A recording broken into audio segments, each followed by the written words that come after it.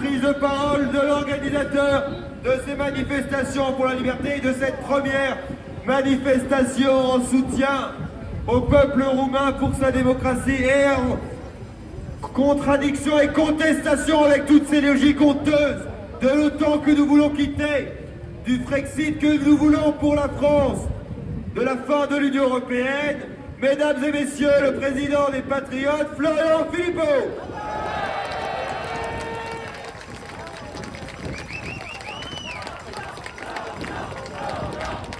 Merci, bonjour à tous et bonne année. Bonne année à tous. On s'est réunis très tôt dans l'année, dès les premiers jours de 2025, et malgré un froid, on peut le dire, glacial, nous sommes là. Nous sommes là parce que nous sentons que l'heure est grave. Et nous sentons aussi que nous sommes à un point de bascule. Nous sentons que 2025 peut être l'année où tout va changer. Déjà, on a vu en 2024 à quel point il y a eu une accélération des événements.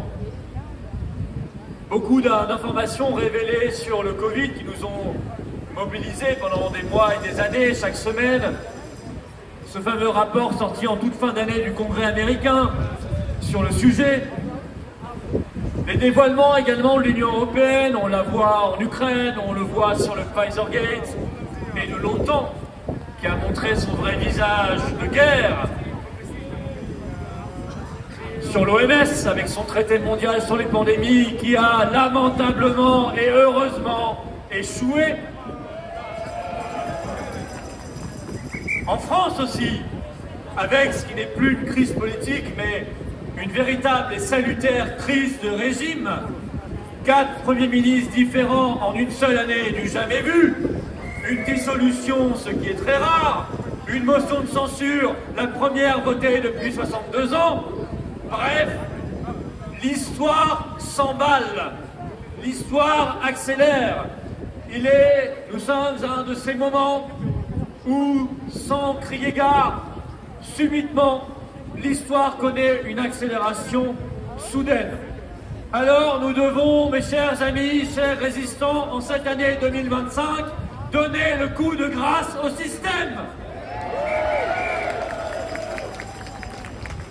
Donner le coup d'accélérateur pour aller plus vite encore vers notre libération et vers la victoire. 2025 doit être l'année des libertés, l'année de la démocratie réelle, l'année de la souveraineté, l'année de la paix, l'année de la vérité et de la justice, et donc l'année de la France libre. Une très grande année française. Ce qui signifie, mes chers amis, et nous en arrivons à la raison qui nous unit aujourd'hui, qu'elle doit être l'année du Frexit et de la sortie de l'OTAN. Car il n'y a pas d'avenir en cage, il n'y a pas d'avenir sous chaîne, il n'y a pas d'avenir en étant en prison.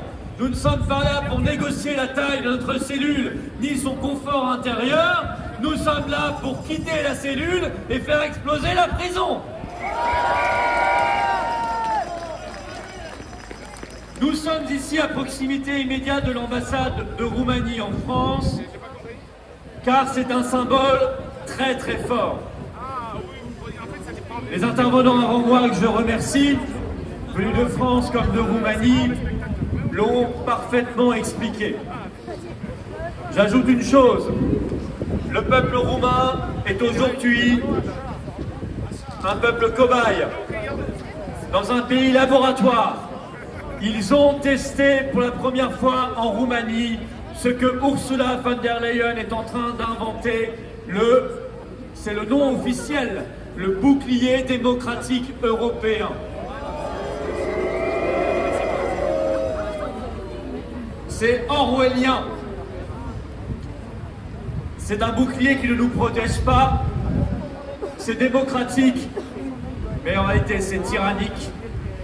Et c'est évidemment, sous des prétextes fallacieux, le droit non pas de nous protéger, mais le droit d'annuler en cours de route des élections quand le résultat sorti des urnes risque de menacer les intérêts de l'Union européenne et de l'oligarchie mondialiste. C'est ça le bouclier démocratique européen. Retenez bien ce nom, retenez bien cette expression, car vous allez en entendre parler de plus en plus. L'inénarrable Nathalie Loiseau, dont je ne pensais pas que je prononcerais un jour son nom sur scène un jour, eurodéputé macroniste, envisage de prendre la tête de la commission au Parlement européen qui va mettre sur pied ce bouclier démocratique européen, c'est dire. Et donc les Roumains, avec qui nous sommes en solidarité totale aujourd'hui, ont été les premières victimes de ce bouclier démocratique européen. Monsieur Georgescu était arrivé en tête du premier tour de l'élection présidentielle roumaine fin novembre. Il devait gagner le second tour le 8 décembre. Les sondages le mettaient à 58% des voix au second tour, donc largement gagnant. Normalement, aujourd'hui, M. Georgescu devrait être président roumain en train d'engager le départ de son pays de l'Union européenne et de l'OTAN. Mais 2 jours avant, le 6 décembre, la Cour constitutionnelle roumaine, évidemment sous pression de l'Union européenne et de l'OTAN, a fait annuler cette élection. Et ce candidat anti-UE, anti-OTAN, mais aussi, mes chers amis, et ça va aussi beaucoup vous parler, un homme fondamentalement défenseur des libertés publiques pendant le Covid, qui a toujours su dénoncer la corruption de l'OMS. Cet homme a été empêché cette fois seulement, d'être président de la Roumanie. Avant, l'Union européenne se contentait de faire revoter. Elle avait fait revoter les Danois ou les Irlandais sur le traité de Maastricht, où elle faisait annuler des résultats de référendum via le Parlement. Nous avons subi cela en 2008 par le coup d'État du traité de Lisbonne contre le référendum du 29 mai 2005, où nous avions largement dit non à la Constitution européenne et à l'eurocratie. Maintenant, l'Union européenne annule les processus électoraux quand ils lui déplaisent. Sous prétexte, parce qu'il faut toujours un prétexte, mais ils ont toujours le même prétexte, ils ne sont pas très originaux. Sous prétexte d'ingérence russe. Décidément, les Russes sont très forts. Ils sont déjà responsables du Brexit en 2016, de l'élection de Trump en 2016, puis en 2024. Ils étaient derrière les Gilets jaunes, ils étaient derrière nos manifs anti-pass, ils étaient derrière nos manifs pour la paix qui n'ont pas existé. Ils étaient même, et ils sont même derrière les punaises de lit, figurez-vous. Oui, vous avez des élevages géants de punaises de lit à Moscou qui sont ensuite envoyés dans les literies françaises, bien dressées, pour faire de l'ingérence nocturne. C'est étonnant parce que on nous parle toujours, on nous rebat les oreilles de l'ingérence russe, ou alors c'est l'ingérence d'Elon Musk, les deux. Mais on ne nous parle jamais, par exemple, de l'ingérence américaine. On ne nous parle pas de M. Obama qui venait faire campagne à Londres contre le Brexit pendant la campagne. Ça ne gênait personne. Moi, quand je faisais campagne dans l'Est, j'avais sur les marchés des stands de la CDU et du SPD allemand qui venaient faire campagne contre moi en France. Mais ça ne dérangeait personne. Ça n'était pas de l'ingérence. Quand l'Union européenne s'amuse à dire pour qui il faut voter, quand elle donne des milliards à la Moldavie, à la Géorgie, à d'autres pays, en disant pour qui il faut voter, ça n'est pas de l'ingérence. Non, bien sûr. Quand les médias font des unes, des centaines de unes sur Macron pendant des années, 2014, 2015, 2016, 2017, qu'ils l'invitent tous les jours à la télévision pour le faire élire, ça n'est pas scandaleux. On voit bien le deux poids, deux mesures du système. c'est évidemment un prétexte. S'ils ont annulé l'élection roumaine, c'est parce que la Roumanie allait rompre avec l'euro-mondialisme, qu'elle allait rompre avec l'UE, l'OTAN et l'OMS. C'est donc le signe de la dictature de l'Union européenne et de l'OTAN qui s'est exprimé cette fois-ci. Et nous, mes chers amis, nous devons abattre cette dictature. On ne doit pas composer avec elle, on ne doit pas négocier avec elle. Elle veut notre mort, alors on la tue. Je le dis au peuple roumain, courage, vous gagnerez. Et votre combat, c'est notre combat. C'est le même combat. Si vous perdez, nous perdrons. Si vous gagnez et vous allez gagner, nous gagnerons.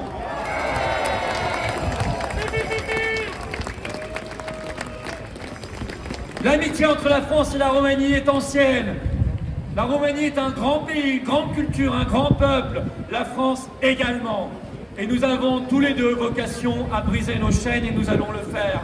Le peuple roumain est en train d'utiliser toutes les voies judiciaires pour rétablir la justice. Si ce n'est pas suffisant, ils ont déjà annoncé qu'ils prendraient la rue.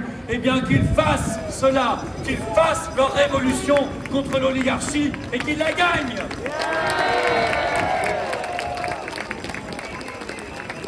Derrière la Roumanie, il y aura d'autres victimes du bouclier démocratique européen d'Ursula von der Leyen.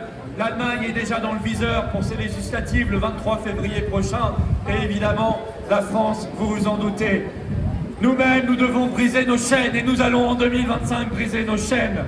Alors, dans quelques jours, que ces députés qui ont eu 3 semaines de vacances et qui vont revenir le 12 janvier, s'ils ne sont pas trop fatigués de leurs vacances, qu'ils puissent appuyer sur le bon bouton le 16 janvier et qu'ils votent évidemment la motion de censure contre le gouvernement Bayrou, Borne, Valls.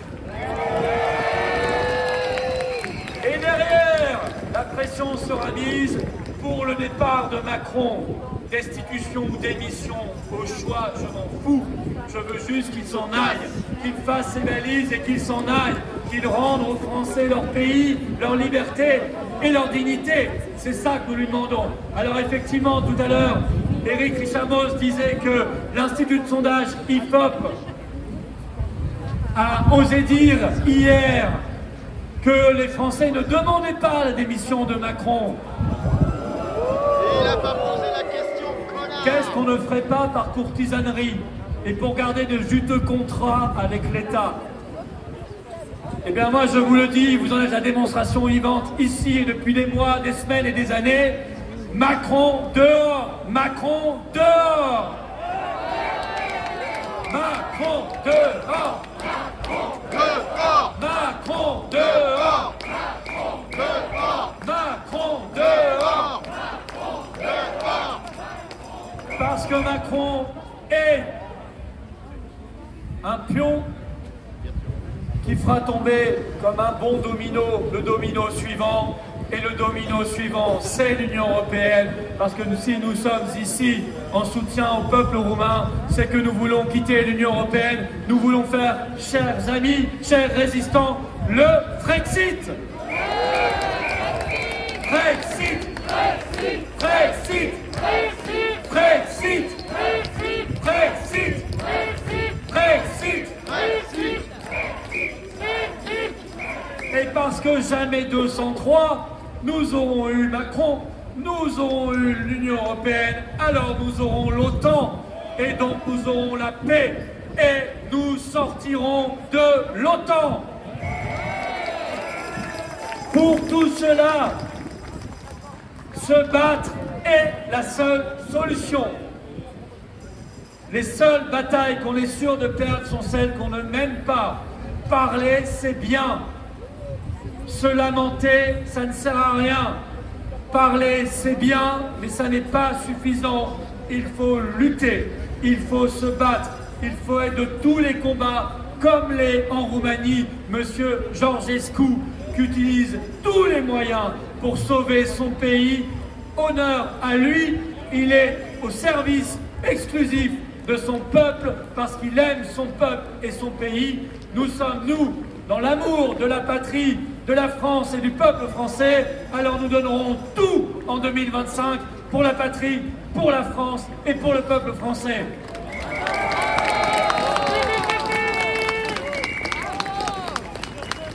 Le combat, il est permanent et il sera permanent et il sera victorieux. Aujourd'hui, nous sommes devant l'ambassade de Roumanie en France.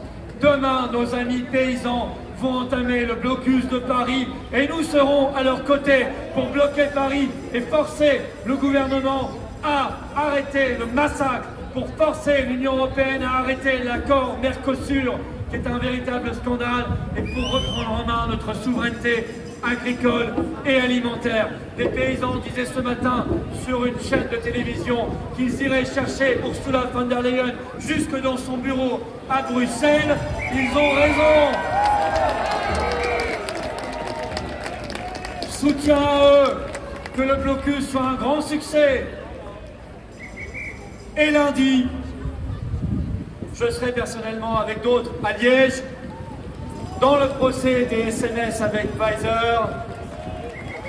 Ursula ne sera pas là parce que Ursula, elle est malade. Elle a un mot du médecin, un certificat médical. Elle ne pourra donc pas assister à son procès. Bah écoutez, qu'elle demande à son copain Bourlin de Pfizer une petite dose et ça ira mieux. Alors mes chers amis, en 2025, on se bat. En 2025, on lutte. En 2025, on ne lâche rien. On ne courbe pas les chines. On secoue la table du système. On la renverse. On se libère et on gagne. Vive la liberté, vive la paix, vive la résistance et vive la France libre!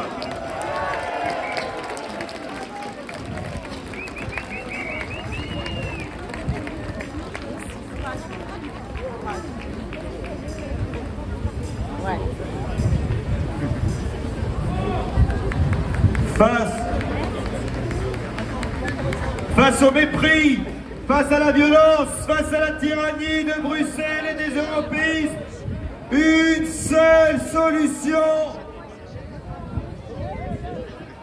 On sort de l'Union européenne. Terminé.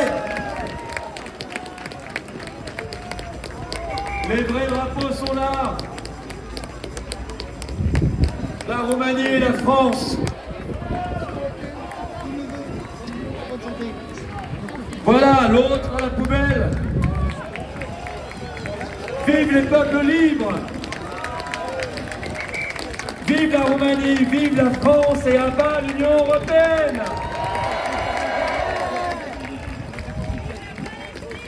Et nous allons évidemment chanter notre hymne national. Allons.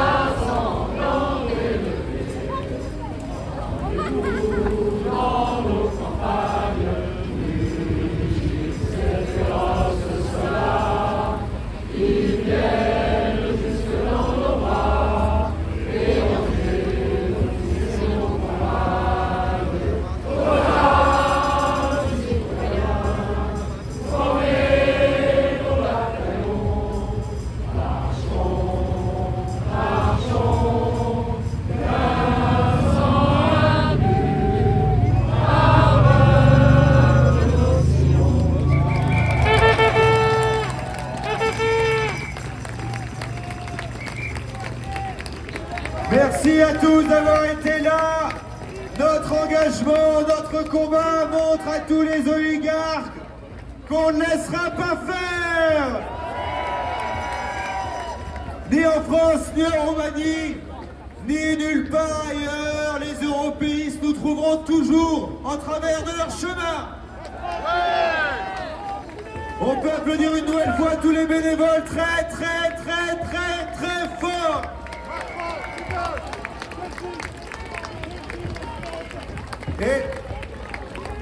Un grand bravo à toutes les personnes qui ont contribué au succès de cette manifestation, qui l'ont montée, qui vont la démonter, qui l'ont organisée, qui sont bénévoles. Il fait un froid de canard, certains sont là depuis 7 h du matin. Pour vous, pour nous tous, un énorme bravo et merci à eux. Ils sont la fierté et l'honneur de la France et des patriotes.